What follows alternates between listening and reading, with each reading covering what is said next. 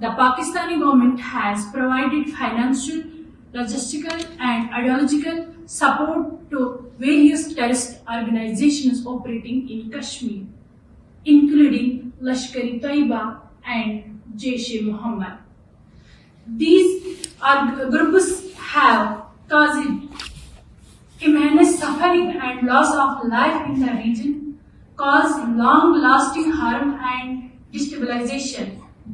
The Pakistani government's support for these groups is not only a violation of international law but also a betrayal of the trust and goodwill of the international community.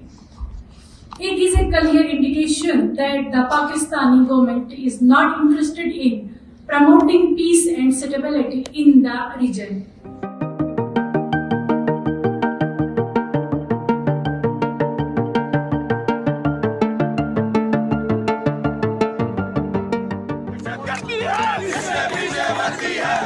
दहशत गर्दी है किसके पीछे वर्दी है ये जो मानववादी है किसके पीछे वर्दी है ये जो दहशत गर्दी है किसके पीछे वर्दी है आसिम कुत्ता हाय हाय आसिम कुत्ता हाय हाय आसिम कुत्ता हाय हाय आसिम कुत्ता Needless to say, terrorism in Pakistan is not a new phenomenon.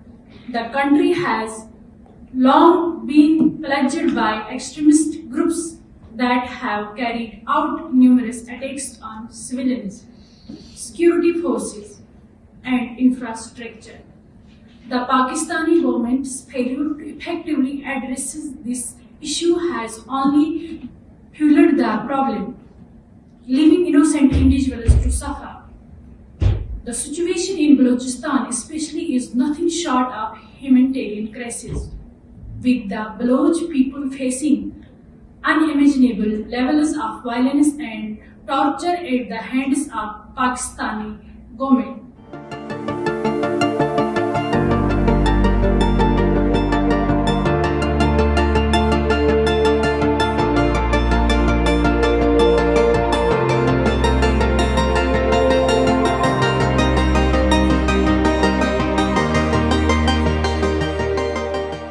Kashmir is on the decline and life returns to normalcy. There is a visible change in the attitude of the common Kashmiris. For the first time, numerous Kashmiri families have shared their inhabitants to speak about the atrocity committed by a terrorist organization. In 2003, my sister Nusrat Bano was brutally killed by militants and I was shot multiple times in my arm.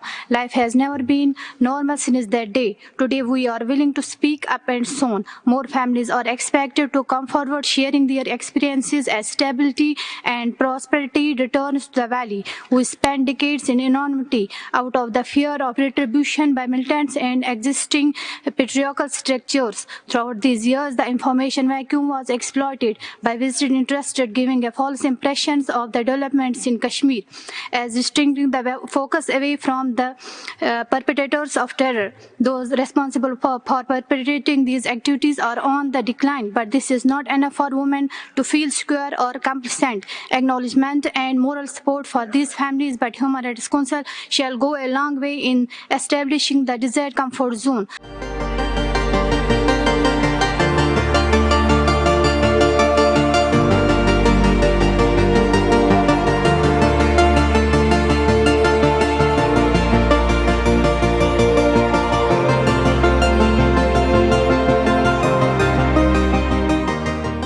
The year 2002 was one of the most peaceful years witnessed by Kashmiris after a long time. There was also a decline of almost 40% in the militancy recruitment in the valley.